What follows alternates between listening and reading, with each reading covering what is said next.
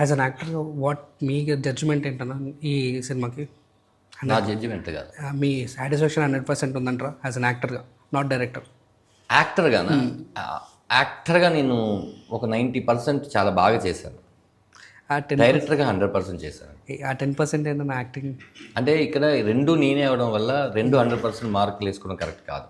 Yeah ఎక్కడో ఎడిటింగ్లో చూసినప్పుడు ఒక ఎక్స్ప్రెషన్ ఇంకొంచెం బాగుంటే బాగుండు అని నేను డైరెక్టర్గా అనుకోవచ్చు కదా. ఖచ్చితంగా అది నాకు ఎవరైనా సమానమే. నేను చూసేది ధనరాజుని చూడను, నాకు రాఘవని చూస్తాను నేను.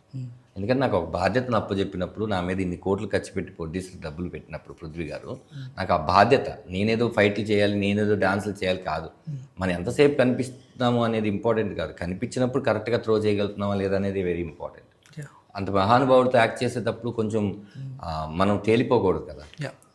వాటిల్లో డెఫినెట్గా ఆయన కుమ్మేశారు సినిమాలో, అందరూ బాగా చేశారు. ఎక్కడో నాకే ఇంకొంచెం, అంటే ఈ సినిమాకి కాదు